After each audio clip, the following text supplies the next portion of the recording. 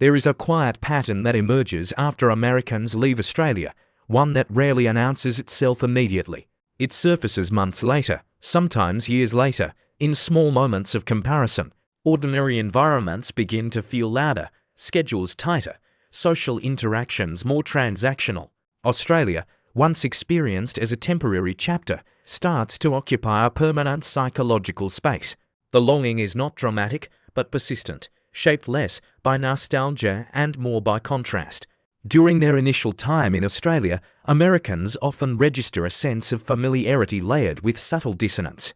The language sounds the same, the cities resemble places they recognize, and daily life appears structurally familiar.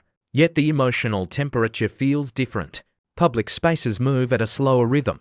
Conversations carry less urgency. There is an ambient looseness to the way time is treated, as though the day is not something to be conquered but inhabited. These impressions are often noted casually at first, without assigning them much significance. As daily routines settle in, the differences become more legible. Workplaces tend to emphasize completion over competition, with fewer visible signals of hierarchy. Achievement exists, but it is expressed quietly, without constant self-promotion. Social interactions are marked by an absence of performance.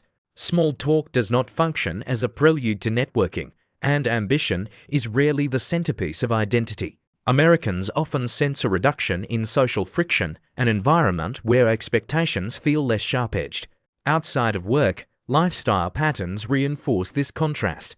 Leisure is not framed as recovery from exhaustion, but as a built-in component of daily life. Even in urban centers, proximity to open space and water shapes behavior. Afternoons stretch longer, evenings unfold without strict scheduling, and weekends are not burdened with the need to optimize every hour. This rhythm subtly recalibrates how stress is processed. Tension dissipates rather than accumulates. These shifts do not always register as transformative while Americans are still in Australia. The environment normalizes itself quickly. It is only after leaving that the differences gain clarity. Returning to faster-paced systems, more rigid hierarchies, and constant measurement of progress, many Americans experience a low-grade disorientation. The contrast reveals what had quietly changed during their time abroad. Australia begins to represent more than a place. It becomes associated with a version of life that felt emotionally breathable. Not perfect, not effortless, but less compressed. The longing that follows is not always for beaches or weather, but for the psychological spaciousness that once felt incidental and later proves difficult to replace. Over time, this sense of loss sharpens into awareness. The American environment, with its emphasis on acceleration and visibility, brings back habits that had faded. Days become segmented into objectives again. Conversations return to trajectories, outcomes, and personal momentum. Even leisure carries an undercurrent of justification, as though rest must be earned or explained. Against this backdrop, Australia is remembered not as an escape, but as a system that quietly deprioritized constant self-assertion. What many Americans struggle to articulate is that the difference was not rooted in ease, but in calibration. Australian social life operates with fewer signals demanding urgency. Status is downplayed rather than displayed. Confidence appears understated, expressed through competence instead of declaration. This creates a public atmosphere where individuals feel less scrutinized and less compelled to define themselves through productivity alone. Emotional energy is conserved, not because demands disappear, but because they are less dramatized. Common interactions illustrate this shift. In Australia, brief exchanges often remain brief, without pressure to escalate into opportunity. Friendships develop through repetition rather than intent. Social bonds are built gradually, without the expectation of immediate intimacy or strategic value. For Americans accustomed to rapid connection followed by rapid sorting, this slower pace can feel disorienting at first, then stabilizing. It removes the need to constantly evaluate where one stands. Even conflict is managed differently. Disagreements tend to be softened, framed through humor or understatement rather than confrontation. Emotional restraint functions as social glue, preserving group harmony over individual release. Americans may initially interpret this as emotional distance, only later recognizing it as a different form of consideration. The absence of constant intensity reduces emotional fatigue, even when issues remain unresolved. When Americans leave Australia, These patterns do not disappear immediately. They linger as internalized expectations.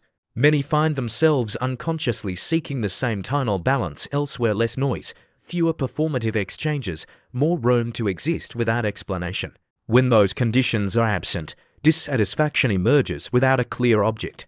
Australia becomes the reference point, not because it was flawless, but because it introduced an alternative logic of living. This is why the longing persists.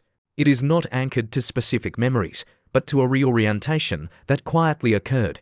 Australia exposed a way of structuring daily life where identity felt less pressured and time felt less adversarial.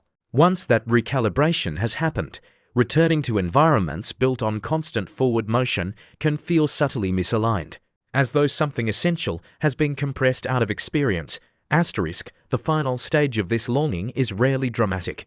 It settles into the background of thought, shaping preferences and sensitivities. Many Americans notice they become less tolerant of excess urgency, less impressed by overt displays of ambition. Environments that once felt normal begin to feel crowded with expectations. Australia, in contrast, occupies a quieter mental space, associated with balance rather than excitement, steadiness rather than novelty. This transformation influences worldview more than memory. Having experienced a society where life is not framed as a constant ascent, Americans often reassess what progress means. Success becomes less tied to speed and visibility, more connected to sustainability and emotional continuity. The Australian model does not reject effort or aspiration, but it diffuses them across a broader life canvas. Work remains important, but it does not dominate identity in the same way. What lingers most strongly is the emotional climate. In Australia, emotional expression is moderated not by repression but by proportion. Reactions tend to match circumstances rather than escalate them. This creates a collective sense of steadiness that Americans often only recognize once it is gone.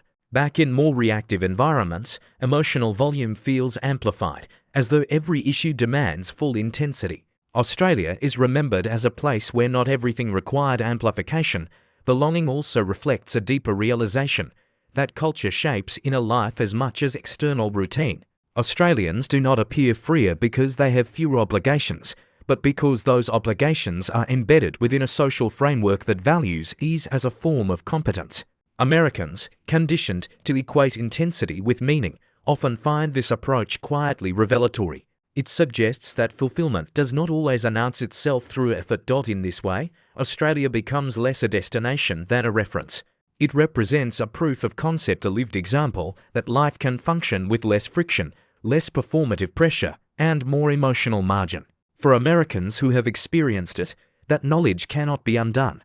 The longing that follows is not about return alone, but about integration, how to preserve a sense of spaciousness in systems that rarely encourage it, and so Australia remains present, not as an idealized memory, but as a reminder that another rhythm once felt natural.